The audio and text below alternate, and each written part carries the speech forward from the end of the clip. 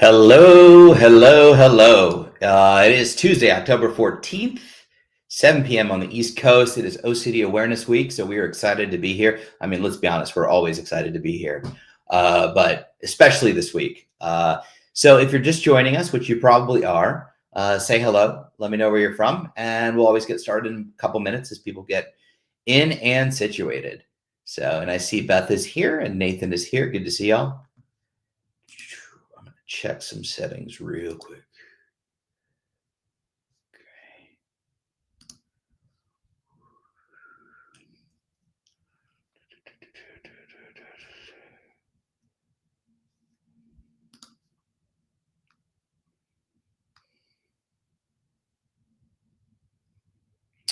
The weather, you know what, Beth? The weather has been really nice. This weekend was insane. It's like 73 and sunny, no clouds. I wasn't outside much today.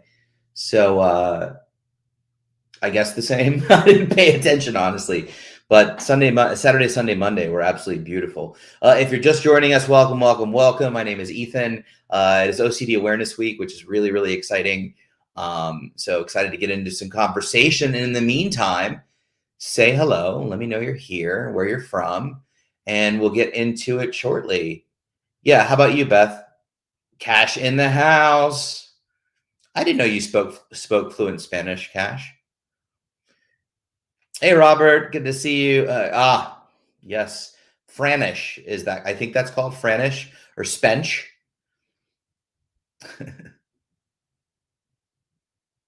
Mohammed.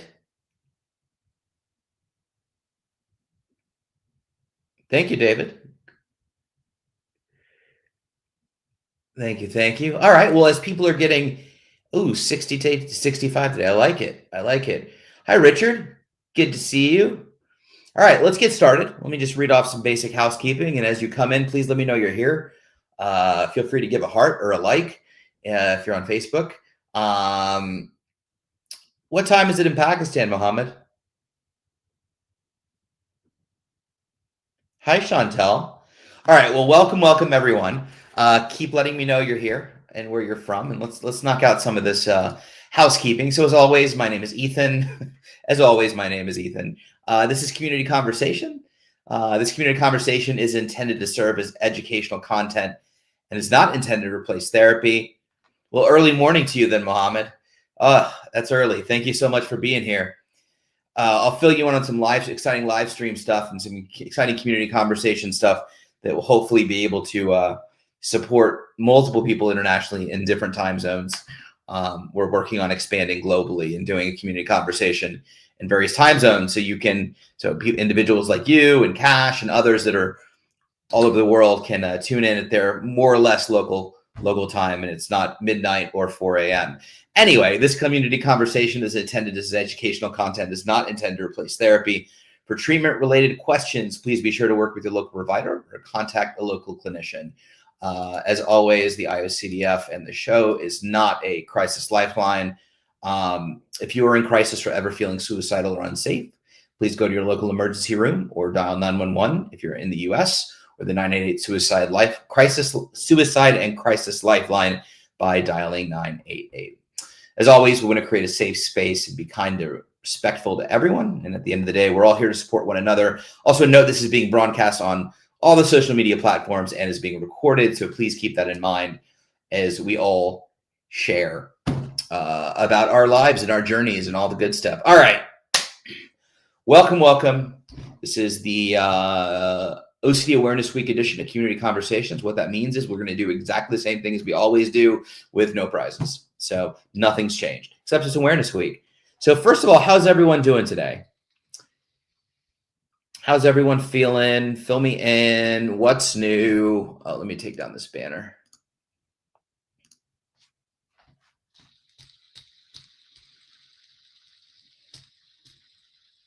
See, Cash, I knew you were Hispanic. Not even from England, probably.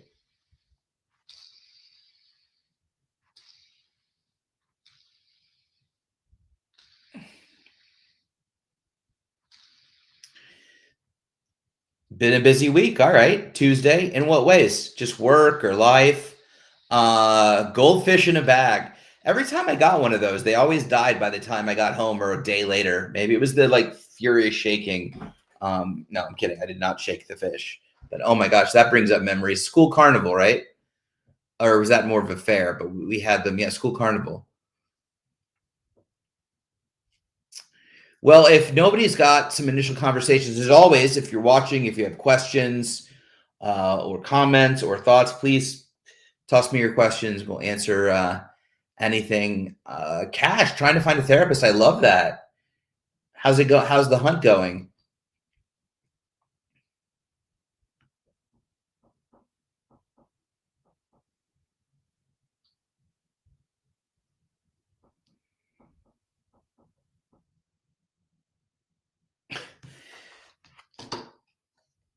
Yeah, it's tricky to treat any type of alcohol dependency and OCD. A lot of places don't want to treat them both simultaneously. They always say you have to get one under control before you get the other.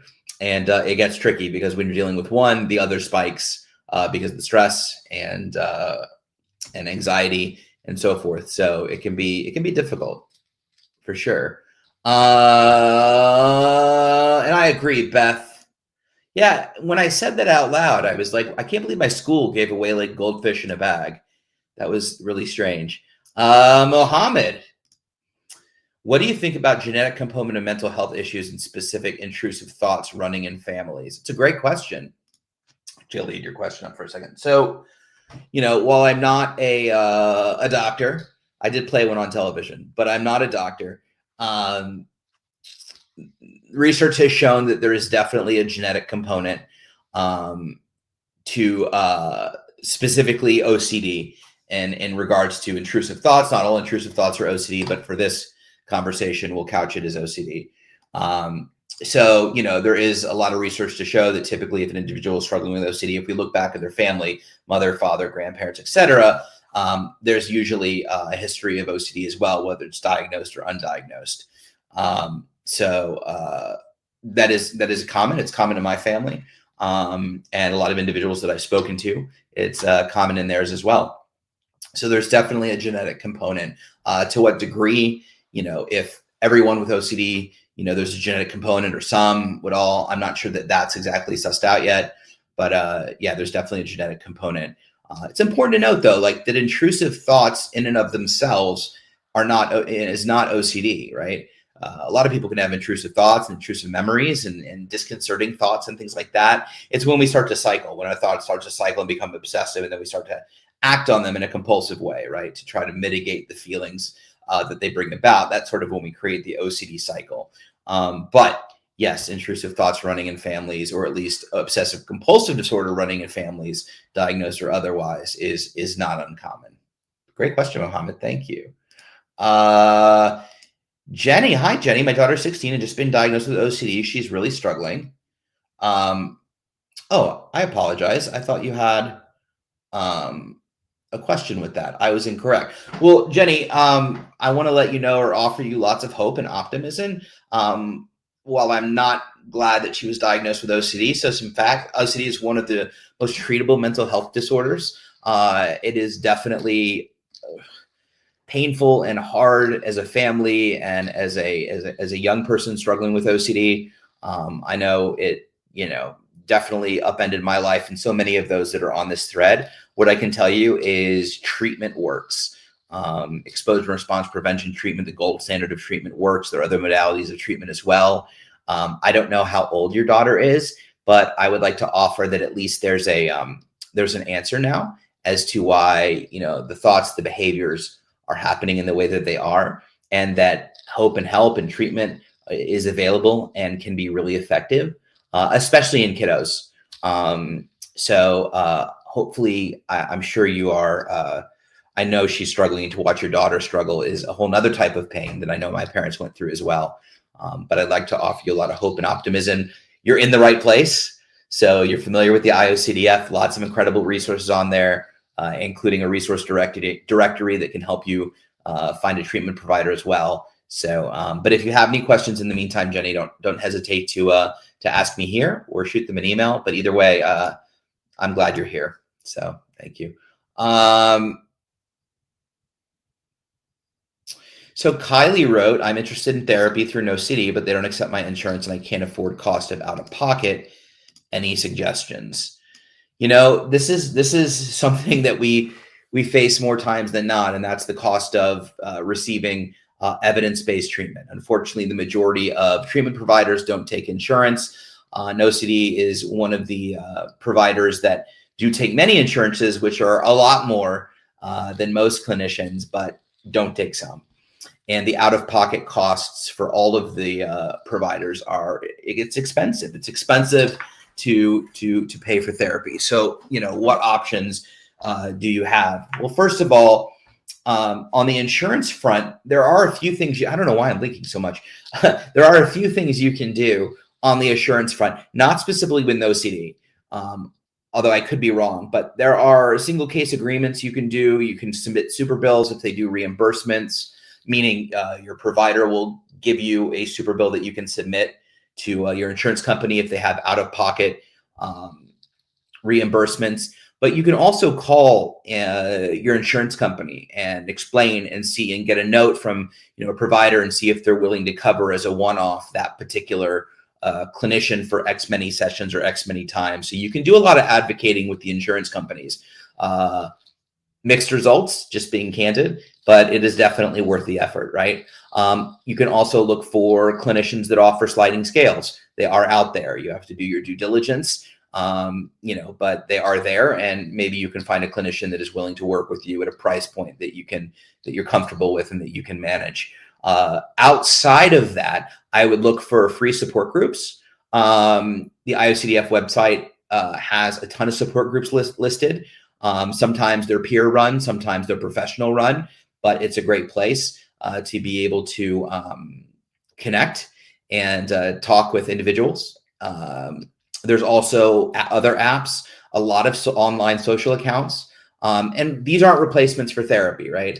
But they are great places for community, for support, for learning skills and tools. There's some really great Instagram accounts out there, some run by therapists and providers as well as advocates, where you can get a lot of amazing resources, and also books.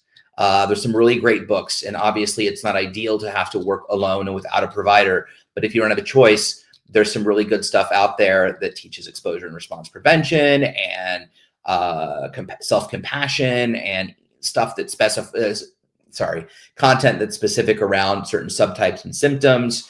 And then of course you can always email the IOCDF or any of us, and we're happy to continue to direct you in a place. I will speak to the fact that that's what OCD Awareness Week is all about. It's about trying to make OCD treatment effective, affordable, and accessible for everyone. And it's just not yet. And as with anything in the health space, mental or physical health, our ability to get better and access treatment shouldn't be dictated by where we live or what we can afford. So, unfortunately, that is just the reality of OCD treatment. It has come a long way since before it was not accessible and it was very expensive. I'm not saying it isn't expensive. It is, and it's quite often a pretty intense burden on a lot of folks financially. What I will say also is if you can even meet with a provider for a short amount of time just to get the skills and tools, people feel like, oh, I need to work with somebody for years and years and years. When it comes to exposure and response prevention treatment regarding OCD, ultimately they're just laying a foundation for you to work from, right? That's why residential programs only generally are 3 months. You're not going to be there for 2 years. You're going to be there generally for 3 months. You're going to learn the skills and tools, and then you're going to use those. Most of the work that you're going to be doing in treatment, you're going to be doing alone. It's in between sessions, right? So can you maybe save enough money to do 3 or 4 sessions? Can you meet once a month and then do books? Try to find some gray areas that you can work around, because getting that information, at least having a little bit of support here and there, could be really, really beneficial. And then doing it on your own is ultimately where the rubber meets the road for a lot of folks, including myself. But we're going to continue advocating. We're going to continue advocating for insurance companies to pay clinicians, what they deserve to be paid, and simultaneously, hold everyone accountable. So at the end of the day, everyone can get the help and support that they need. But Kylie, hopefully that gives you some additional directions to go, and I'll try to think of some more as well. What programs were you in? We need a laugh. Hilarious. So let's see. Well, as many of you know, I was Dexter's first victim in the TV show Dexter, original series pilot episode. I did play a doctor in CSI Miami. That was the first job I ever did in TV and film. And then I was in a movie called I Love You, Man with Jason Segel and Paul Rudd. And I did a terrible horror movie that nobody should see and a bunch of other stuff that nobody's seen. But I did some work when I was acting back in the day. And now we're off to other things. So Cash, in that case, man, you might want to have a candid conversation with any provider and potentially treat both simultaneously. Treat both the OCD and that simultaneously. Understood, it slows down the thoughts and makes them feel more manageable. But obviously, to engage in treatment, you have to be able to be anxious. And so, start thinking about your values, man, and start thinking about, what's worth it, what's going to get you where you want to be, right? And it might be worth it to feel the discomfort, the feelings, the thoughts in an effort to be able to participate in treatment and get better. I support you, and I know you can do it. How do you approach catastrophic thinking? I have a hard time with it. So I relate to this. I have a lot of catastrophic thinking, especially around health, although it can pop in sometimes in other ways. So, my personal approach to catastrophic thinking is rooted in exposure response prevention, which is being willing to live with the possibility that it may happen, right? Looking at the facts and not compulsively looking at the facts, but looking at the facts and recognizing that I may not have enough facts to support. Talking at the end of the day is really hard. I should really do this at 7 a.m. I'm moving to Pakistan. I'm moving in with Muhammad, and we're going to be doing this at 7 a.m. Time in Pakistan. Okay, so for instance, I'll have catastrophic thinking around my physical health, right? So I've started working out recently. Cash, don't laugh. You can laugh. And I work out with a trainer now 3 days a week. And I start getting chest pain. And then I start to immediately go to, oh my God, I'm having a heart attack. I'm going to die, right? Which is pretty A to Z catastrophic thinking as far as health goes. What I'll then go to is, well, what are my facts to support that? Am I having nausea? Am I having the pain going down the arm? And, or could it be muscular? Yeah, it could be muscular, and it could be, I'm just taking through my thought process. It could be muscular, or it could be heart.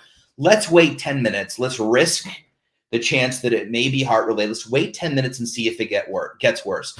All right. Feels about the same. It's in one location. Doesn't appear to be heart, but it could be, but it doesn't appear to be. Well, knowing I have health anxiety and knowing that, me running to the hospital of the ER, to gain certainty around what it is or isn't in my best interest. So I'm going to continue to sit with the discomfort, being willing for the scariest thing to happen and understanding that if it does, I will deal with it then.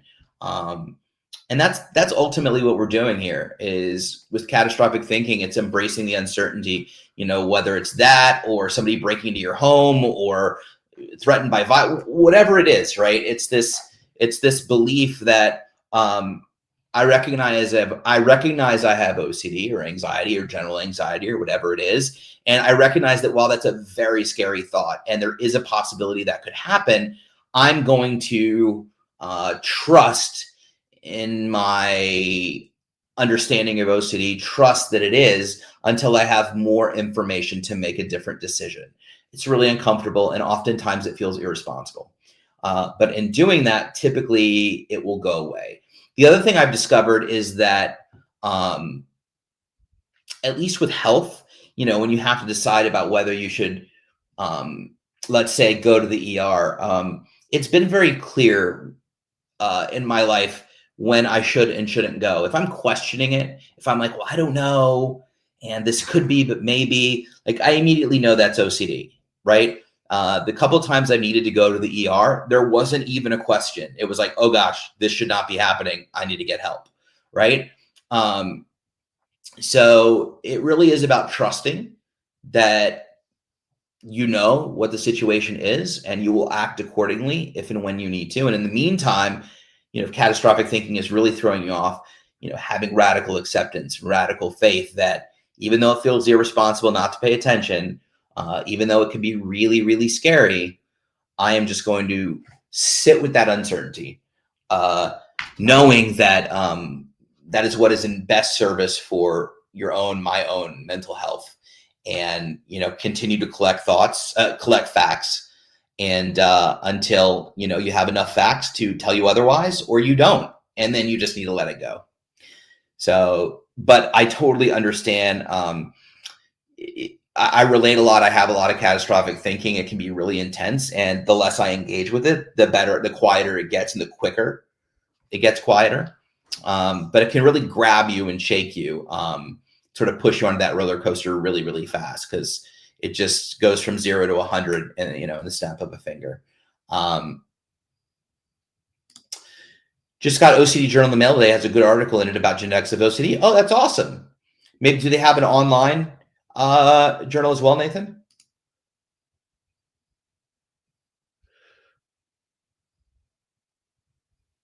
Oh, wow. Hi, Gail from Cape Town.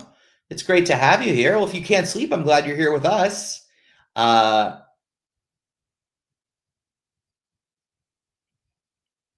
Let's see here.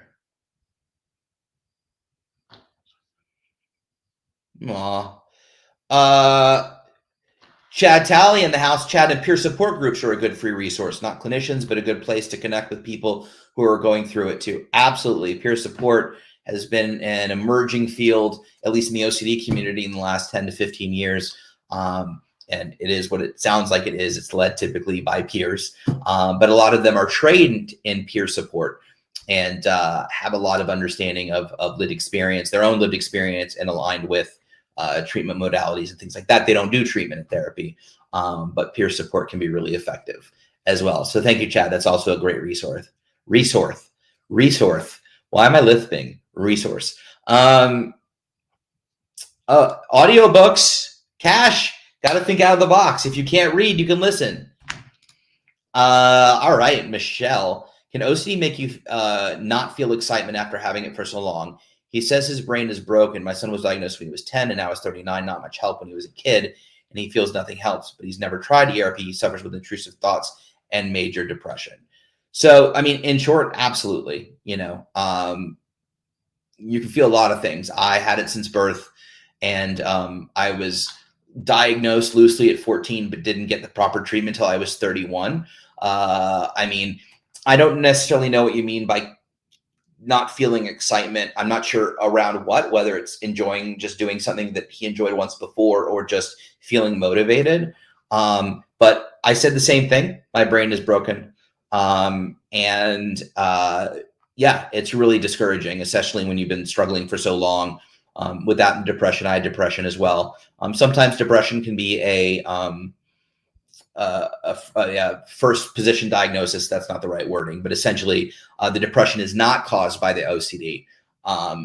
It's its own diagnosis along with OCD, versus I had a lot of depression because of the OCD. What I can tell you is that ERP works. 70,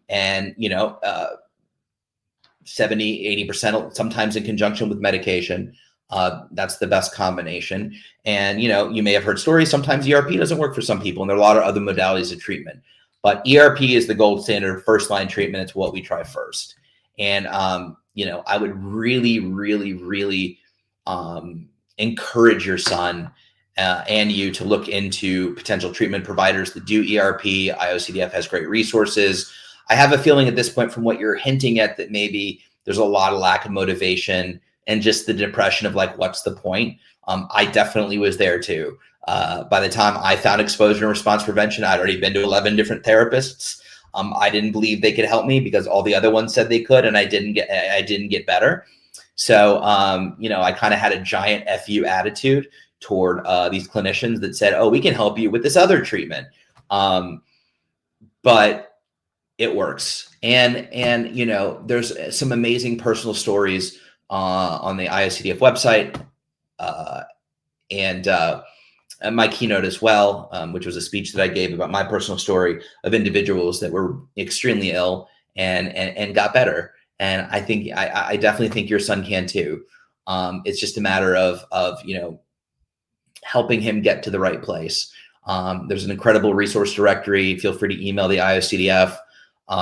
But I would definitely encourage your son to participate in treatment. And even if there's not motivation right away, is he willing to watch some videos or read some articles about it or have a conversation?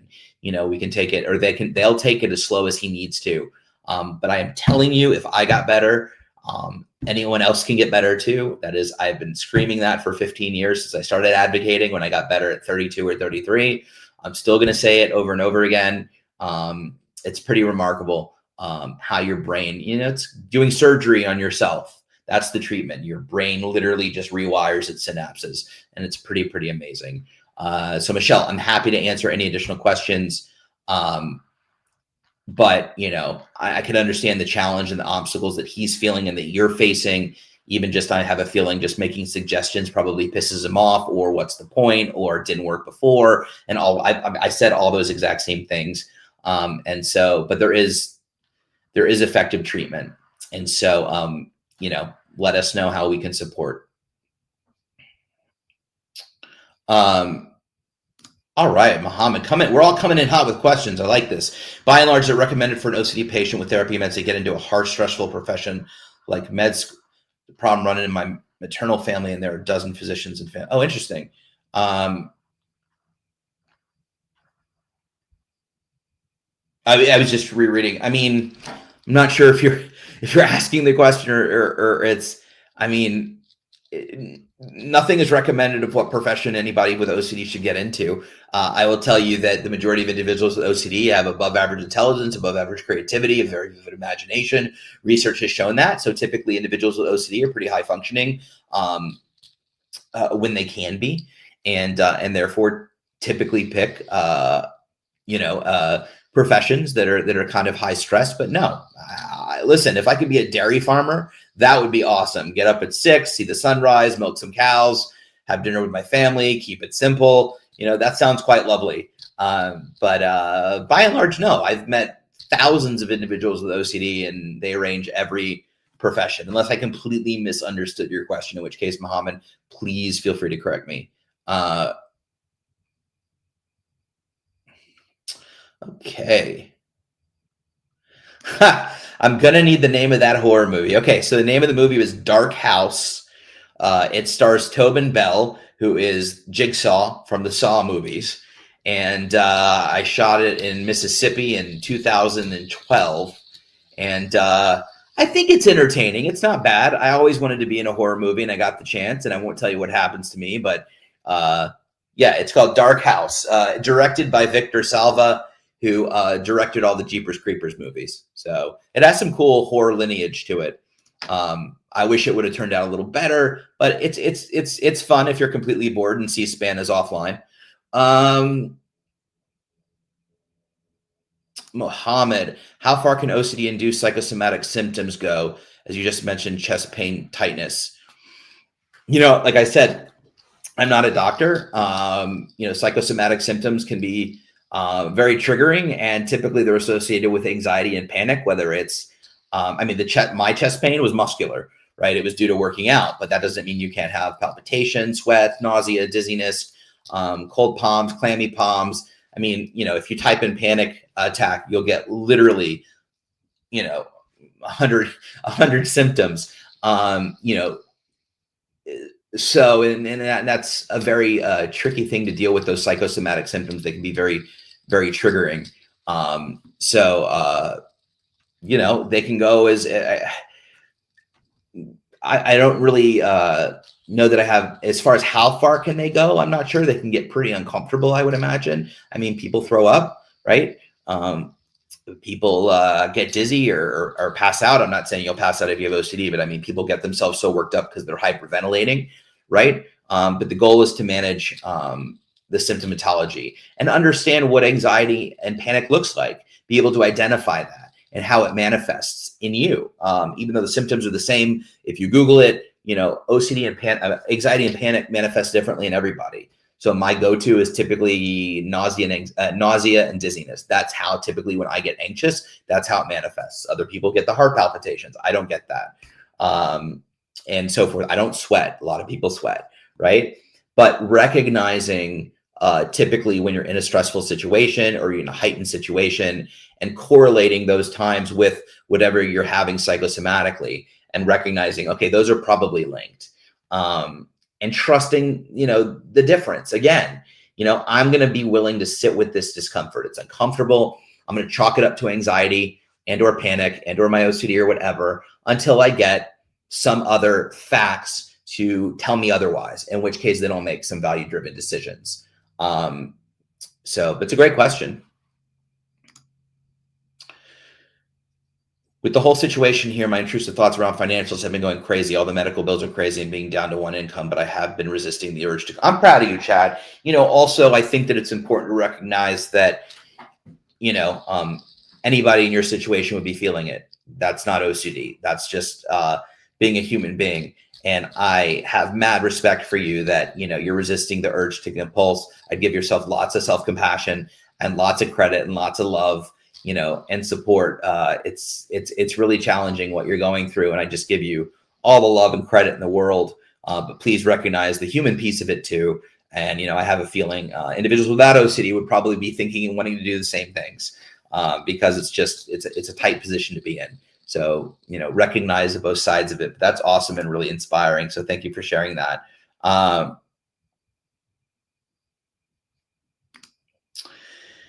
Hi, I'll say Tara. You're wrong. I'm having a thyroid removal surgery tomorrow. I had to ask the doctor for something for my anxiety and having to stay overnight triggered contamination obsession. Totally understandable. And first of all, we wish you the best of luck with your surgery tomorrow. Sending you lots of love and good vibes. And absolutely, look, stress brings on OCD and anxiety. Okay, good stress or bad stress. I got married. I was stressed. I was stressed out. I refused to curse on this. Are you okay? No, I just laughed at you almost dropping an F-bomb. Oh, my wife, Katie, almost laughed at me because I was dropping an F-bomb, but I thought she screamed. I thought she fell down the stairs. See, catastrophic thinking. But you know what? I'm just going to sit here and be okay with her falling down the stairs. If she, Help me, I can't get up. yeah, she's falling. She's laying there in a puddle of blood at the bottom of the stairs, and I'm good with that. I'm perfectly okay with that.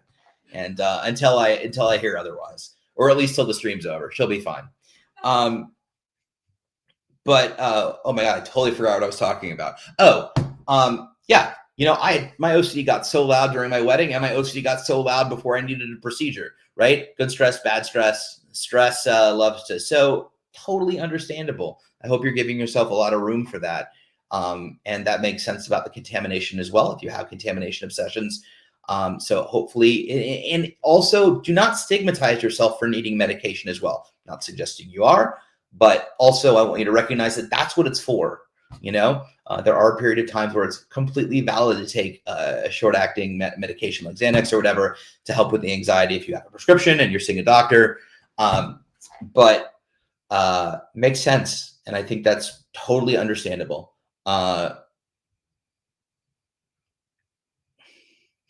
Yes, standing invite to Pakistan. I love it. My wife. One of the individuals that works for Stick with the Ick lives in Pakistan. So we can go and have a good time. She can see her. I can see you, Muhammad. It's a party. I'm excited. This is great. Oh, thank you, Nathan. You can have the OCD journal emailed to you for free, or you can pay $25 a year for the print version. So yeah, I think it was Muhammad that asked about the genetics, the genetic component of OCD. So there you go. OCD journal emailed to you for free. Maybe you can Google that and check that out. Isastasia in the house. It's good to see you. Jenny, how am I doing on time? Not too bad. Will therapy work on its own, or do I fight for medication as well for my daughter? We are on a waiting list for therapy, but while we are waiting, she keeps saying she can't cope with her OCD and wants to die. Uh, I am so sorry to hear that. I know that is really, really hard. First and foremost, I hope that she's safe. And please don't hesitate, to work with a psychiatrist in the meantime or someone to make sure that she, remains safe. Um, with that being said, I understand and relate a lot to what she's going through. So, while I can't tell you exactly what to do, as I'm not a clinician, I don't know the exact situation that you're in. Typically, the combination of medication and treatment is the most effective. Medication usually contributing to 20 to 30% of wellness, while the behavioral therapy accounts for 70 to 80%. And of course, that's just the averages. Sometimes people can respond much more to the medication and much more to the behavioral therapy. I know for me, medication helped a little bit, therapy helped a lot.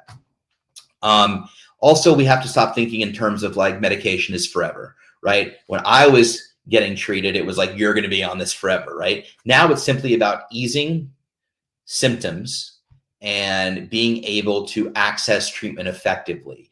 And so that's the general strategy around medication for OCD, right? Is that, okay, if I'm having trouble accessing treatment, meaning if I'm having trouble engaging in treatment, a lot of times a medication can lower the shields, open up a window for the treatment to get in there and be really effective. So in essence, is medication an option for your daughter while you're on a waiting list for therapy? Absolutely. Ultimately, that's up to your primary care physician or psychiatrist. But it's completely valid and okay. That's what the medicine is there for. I would, if she's really suffering and really struggling, and they're on a waiting list, that is one option for sure. Depending on where you live, you can also seek out other providers as well that may have shorter waiting lists, or, don't be afraid to be a little bit of a squeaky wheel, just a little bit, not too much.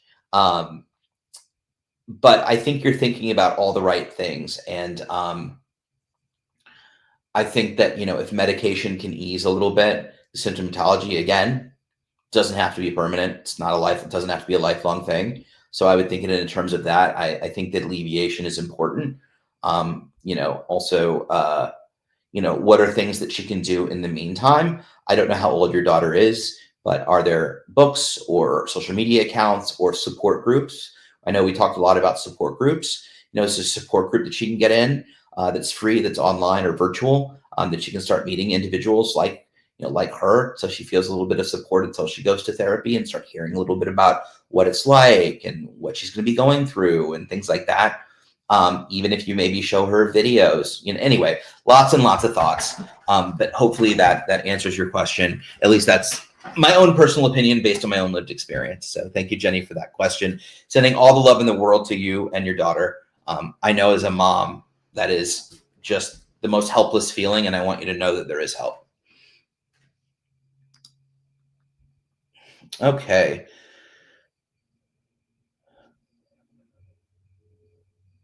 Oh, I love this. If he still wants to get better, utilize that. Show him this live stream. If you Google Ethan Smith keynote, which was my speech, I talk about how defeated I was, and then how I found the right treatment. And there's so many other stories of individuals that are in the same position as me and your son, and so forth and so on. I love that he wants to get better. Share this information with him. Share, like I said, reach out to the IOCDF if you need to. I'm going to put my email for anybody here that has questions. Feel free to email me here. This is my personal email. I just put it in the chat. If it goes, it's circling. There it goes. So for anybody that I said, definitely email the IOCDF, but please feel free to email me as well. It takes me a few days to get back to you, but I will email you back.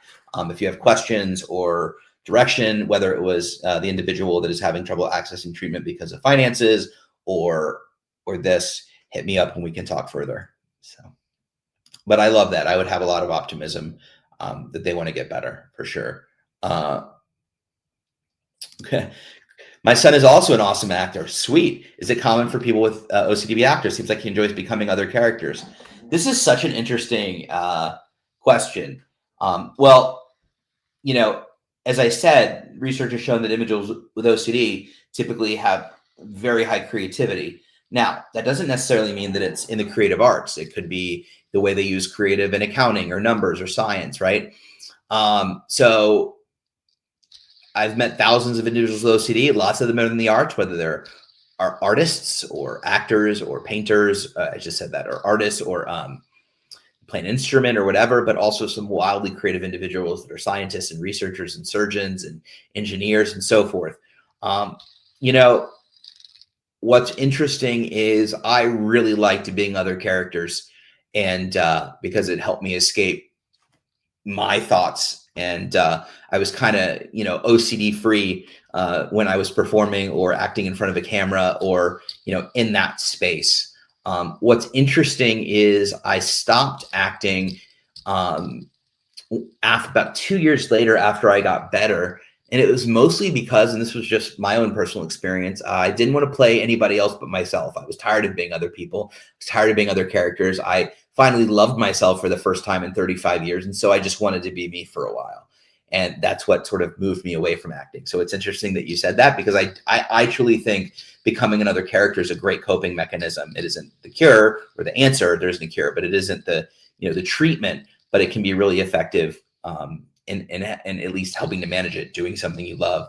But it's interesting. I've never been asked that. And I don't know if I've ever talked about not acting, because I really just wanted to be myself for a while. And I haven't wanted to go back. I still remain in the industry and do a lot of things in film and TV and so forth and so on. But at least as far as acting goes, I haven't recaught the bug, if you will.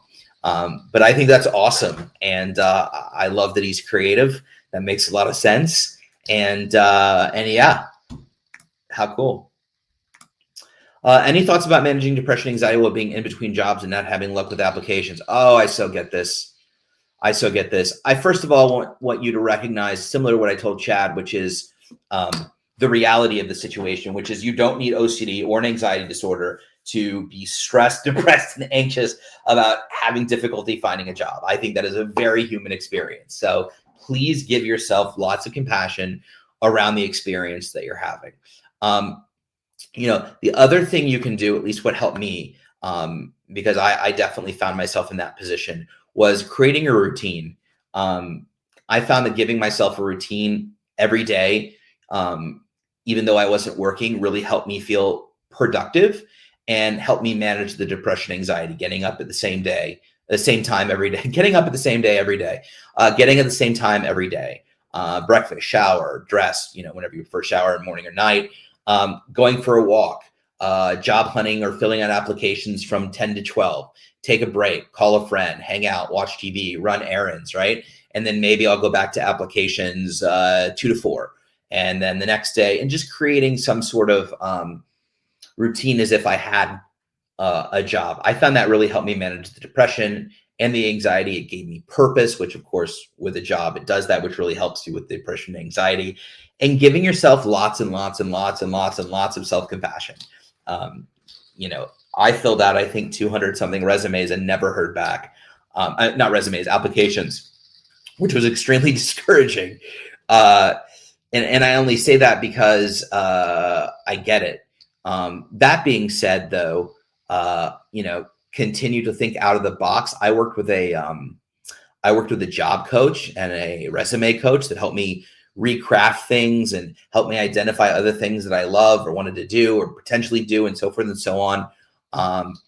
But yeah, also exercise, meditation, getting good sleep, making sure you're staying social, hanging out with friends or significant others or whatever, carrying on with your life similarly and keeping your routine. Those things really help. But you will find a job soon. I am putting it out there. We are all putting it out there. And I look forward, Kylie, for you to tell us where you are working very, very soon. Absolutely. I've never seen a pretzel emoji after that, but I like it. I'm in for this. And getting lots of love about surgery, which I'm so glad. So, calling out see, thank you. Thank you very much. Valerie Andrews in the house. Good to see you. Ethan murdered Katie. in the therapy room with antiseptic stick. Is this like Clue OCD edition? That'd be kind of cool. We should make that. I'm in. See, exactly. Therapist suggested I ask for something if I need help. I think we have to stop stigmatizing medication. I'll say this before and I'll say it again, and I've always said it. I don't like to speak too much on medication because I'm not a psychiatrist. But what I can say is, if you have cancer, if you have diabetes, if you have any other physical conditions, you take medication. But when it comes to mental health, it's so stigmatizing. People think you're weak, or people think you can't do it yourself, or that it's willpower. It's not. It's a disease. Okay. There's brain chemistry and there's biology and there's lots of things that are impacting the way we think, And therefore, medication sometimes can be really, really effective. I think that we have to utilize it when we can and when it makes sense and when the experts tell us to. I will tell you right now, I am getting off some medication because I've been on it for literally decades, and it's giving me issues. But if somebody said to me, hey, it's not somebody, if my psychiatrist said to me, there's a new OCD medication out there, and I really think it'll alleviate, some of your symptoms about 10%, I might do it. Why not? As long as there's not any major side effects, like why wouldn't I want? I'm in maintenance and management. My OCD doesn't impact my life on the daily, but sure, it gets loud and sure, I compulse sometimes. And we've talked about all those things. If something comes out that will give me even better quality of life than what I have, why wouldn't I? At least that's my own personal opinion. But I think regardless, whether it's a medication or whether you have to enter a residential program or intensive outpatient or go back for a second time, I really want to see treatment, whether that's medication or otherwise, not be stigmatized. This is a chronic disorder, and you can live a very beautiful life with a chronic disorder. I am not cured, but I feel like I'm cured compared to being completely bedridden and unable to function, not so long ago. So I am, what was I saying? See, this is why I'm getting off the medication. Short-term memory loss, long-term use of this medication. But the reality is, yes, it's a chronic disorder. And so it's going to come and go. And you know what? Sometimes it gets really loud. And sometimes I need an extra session a week. And sometimes I need to think about or have a conversation about upping my medication, whether it's my OCD, my bipolar diagnosis, right? This is part of the disorder. This is part of the disease. It is not me. It is not who I am. It is not what I'm made of. It is simply what is in my head, what is the nature of this disorder. So why should I stigmatize myself for seeking help when I need it? In fact, I should be praised, and so should all of you. You should pat yourself on the back. It's scary to go do and change and try new things. That can be really intimidating. You know what? But it is what it is. And ultimately, just like, again, if you had MS or diabetes and got a flare up, you might need to change some things. And nobody's going to sit there and go, oh, you're just being weak. We need to stop doing that to ourselves and recognize that these treatments are out there to help us. I hope much better treatments come really quick because they're needed and they're necessary. But yeah, that's my diatribe on that. Avoidance mechanism, phone time, increase OCD. Second question, like you just got scared for your wife. How do you draw a line? It's normal urge. Actually, the initial scream. Great question. I'm going to take a drink.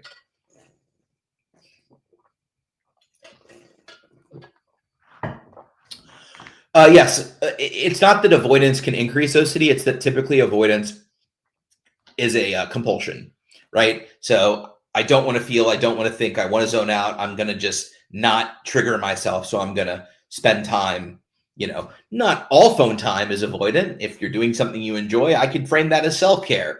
But avoidance mechanisms are typically compulsions. Normal urge or OCD urge, education and understanding yourself, your OCD, and with treatment. So for instance, did I lock the door? I heard a noise outside. Is the door locked? Is someone out there? Are they going to come in and murder me? Should I check? Should I check the door? Right? All completely valid, rooted in reality. People have those thoughts. OCD thoughts are not unique to individuals with OCD. Surprise, our thoughts are the same as their thoughts. So how do I determine whether I act on it or not? If I'm questioning it, if I'm not sure, those are hallmark qualities of OCD. I'm not expecting anyone to know this off the bat. This is after years of treatment and education and work and so forth, right? So I'm not saying this to say, okay, now you do it. It's a process. It's a marathon, not a sprint. But what I can tell you is you get to a point where you may feel anxiety, you may feel a little bit of fear, you may feel a lot of uncertainty, but you recognize that it's probably OCD. I mean, OCD, as I say, the skeleton key to treating OCD is the acceptance of uncertainty, the willingness to sit with the discomfort that something may happen or may have happened or may be true when it's really, really scary or uncomfortable. And trusting that when it's something you need to act on, you will know, and not getting it perfect. Sometimes you should have acted and you didn't. Sometimes you do act and you shouldn't have. It's a process, and we are human and we are not perfect. So, sometimes I get a pain and I have an urge to go to the ER, and then I have to ask myself some questions about that and make a decision. So, but that's based on me knowing how my brain works, what it usually moves toward, what my typical subtypes and symptoms du jour are, right? And so generally there are tall tale signs I can tell that, I like to use the duck analogy, that if it's quacking and I hear the water, and if it's a duck, it's OCD. And so, yeah, and that's how you draw the line. But ultimately drawing the line doesn't mean you're feeling good. You're typically feeling uncomfortable when you draw the line, but you're choosing not to because you're going to take the chance that it's OCD. Because in the past, historically, it has been almost every time, if not every time, right? So I'm going to, no matter how real it feels this time, no how much your brain is saying, this is different, you need to pay attention to this, this isn't like last time. Okay, is it needling the same core fear? Am I struggling with the same exact thing? Does it smell familiar, even though it's wrapped in a new gift? I talk about that all the time. Our OCD shows up in different ways. It's the same exact thing in the gift, same gift, but it comes in a bunch of different packages. And every time we get the new package, it's like, I got to open it. I got to open it, see what's in it. No, you don't. You already know what's in it. Most of the time, you already know what's in it. But we want that certainty. It's like, no, I'm not going to open the gift. I'm going to put it to the side. Oh, new package, different wrapping. Wow, that's really lovely. Thank you. Put it to the side. Let it be over there. So, how do you draw a line? Treatment, skills, tools, understanding, education. It's not a perfect science. Sometimes I'm unsure. Sometimes I have to employ radical faith and radical acceptance, which is simply just accepting whatever happened will happen, being willing to live with the discomfort, uncertainty, the icky feelings, and moving forward in a value-driven way anyway. Oh, hermit crab shout out from Matt to Beth. I agree, they are super cute. Have you met those crabs, Matt? Maybe we do an open house. I don't know. You're so welcome. Well, you have a circle of support now. So welcome to the party. And as you're healing up, there's programming all week long, but I'm here every other week. Please continue to join in. Send some folks some messages if you see them here. You are in a very positive, safe space. We're all here to just support one another, and so sending you all the good vibes for tomorrow's procedure. Okay, there's my email. Okay, so I'm 14 minutes. Maybe we'll go a little bit over just to make sure I can get to everybody's questions, as it is OCD Awareness Week. And see, you're not alone. I think most people don't like job hunting. Oh, great. I can imagine there are things learned by theater majors that can be useful in ACT and cognitive 1,000%. I mean, they're they correlate very well, as you want to be present-minded. You want to remember what experiences are like, and then record those experiences. So when you have to reenact them, you have a very intricate journal of what that experience was like. And by experience, I mean picking up your keys and unlocking a door. It could be something as simple as that. You can't really understand what that experience is like until you're really present for it. So you're right. There is a lot of overlap between mindfulness and acceptance and commitment therapy, and all kinds of cognitive diffusion and things like that, and substitution and acting as well. You are correct, sir. Beth Carducci, anyone else take avoidance naps to escape reality? I dream I go out and do things with friends or families. My life is full when I'm asleep. I get to do stuff. This makes me happy and sad. I think we all take naps. I think that is such an easy way. And at least when I was really sick, I was compulsing in my dreams, but otherwise I really enjoyed sleeping. It was definitely an avoidant tactic for me. I would also suggest, I'm not a dream analysis, but perhaps you want to go out and do something. Beth, we're going to have an offline conversation because we love you here and want to see you thrive. All right. Lots of love from everybody. I love this. I love that you guys are just talking. Ooh. Does anybody have any recommendations for songs about OCD? What was it called? I'm Googling. What was the Girl in Red song that was about OCD?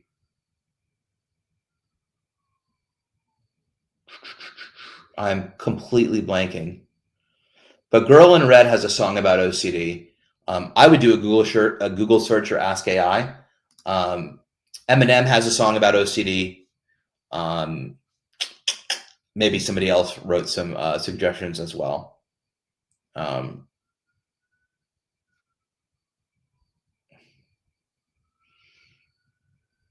Absolutely. Valerie Andrews in the house. Don't forget to polish your nails teal this week in honor of OCD week, OCD Awareness Week. My brain isn't working right. Valerie Andrews, advocate extraordinary. Miss Mabel Sparrows has her own nonprofit, amazing human, and somebody I dearly love. Started polishing her nails teal many years ago, and now all the cool people do it. All the cool people do it.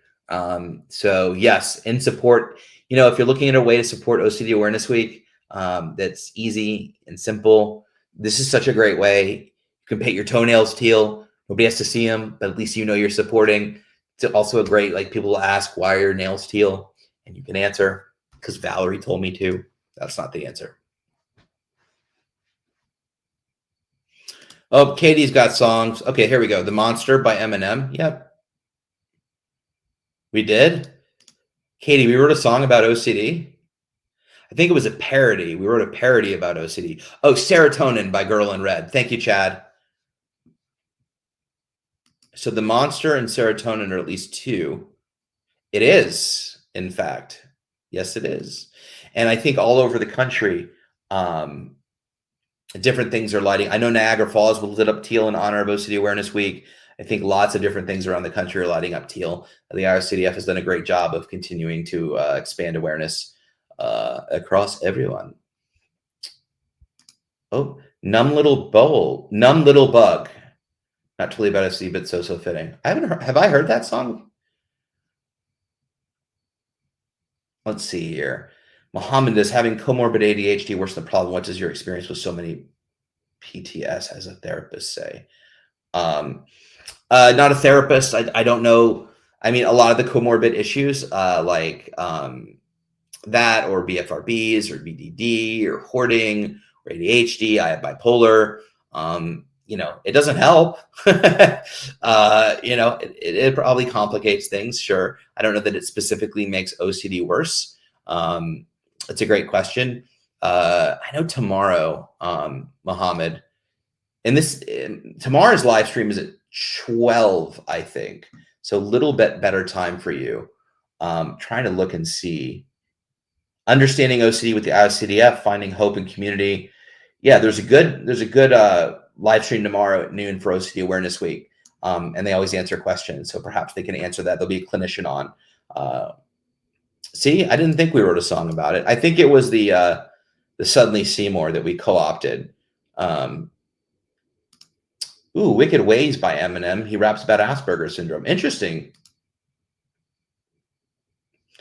Chad likes Numb Little Bug.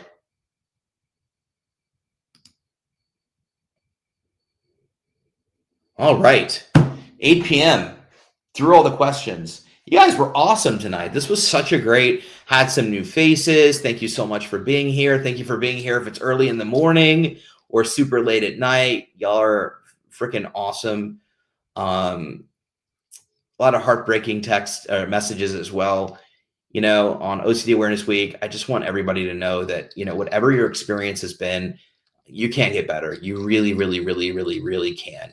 I truly don't believe that anyone is treatment resistant. I think that science hasn't caught up to the needs of individuals with OCD. I think that, you know, if ERP worked for you, share it, share it, share it. If it didn't, reflect on potentially why it may still. We're in different seasons at different times with different people. There can be so little nuances that make a difference, but then there's other modalities of treatment that can be effective. Other biological treatments like TMS or ketamine infusions. I mean, they're researching a ton of different things, DBS, deep brain stimulation. You know, so in the IOCDF, again, on their, I forgot what page it's on, but their treatment page has all of them listed out, what they are, how they are. Don't give up on yourself. Please, please, please don't give up on yourself. We're not going to give up on you. And I know I wasn't gived up on. When I was ready to give up on myself, other people believed in me, and I really wouldn't be here today without them. And so hopefully, you know, you are loved and we care about you, and just, you know, reach out if you need to reach out if you're uncomfortable and need direction. Again, just, you know, this OCD Awareness Week, I really, really, really want you to, I want you to promise yourself that you're not going to give up on you, because we love you. There is help, effective treatment. And I know it can be hard to access. I know there are financial barriers. It frustrates me so much. It frustrates the IOCDF. It frustrates so many advocates. It really, really does. And we have to get creative and try to navigate around it. But you are loved and you can live a gorgeous life. So please, please, please keep that in mind. Get scrappy, email us, email the foundation, message some of your favorite accounts on Instagram or other social media with questions. You know, advocate for yourself, stand up for yourself, be there for yourself, show up for yourself. It is absolutely worth it. Okay. With that, just a couple of announcements. Hang with me because I'm going to talk about some things that are going on this week. Lots of support and programming. So first of all, obviously, if you're wondering, IOCDF, it is OCD Awareness Week. We have our Together Against OCD campaign with Ali Reisman. You've probably seen the Olympic gold gym IOCDF on some really cool projects. So you can check out Together Against OCD campaign. Tomorrow, noon Eastern, Understanding OCD with the IOCDF, Finding Hope in Community. That's with Chris Cronston, Steph from the IOCDF, and an amazing young advocate, Kara Chung. Also, Walk Around the World happening Saturday, October 18th. You can find more if you just go to iocdf.org. OCD Week. I'm going to put that in the comments. iocdf.org/OCD Week. There you go. You can see all the happenings for this week. Lots and lots of good stuff. As always, subscribe to our YouTube channel, like, follow on all the social media, be notified when we go live. That way you can say hi and be here and support one another. With all of that, thank you so much for being here with me. And thank you for being amazing advocates and supporting everybody on here.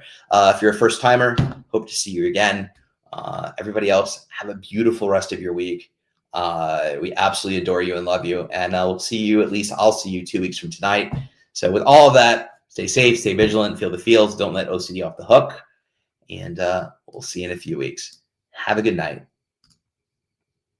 See, this is where I never can like smoothly find the thing. Okay, now I found the thing. They don't make it easy to find. They really need to work on this. Good night.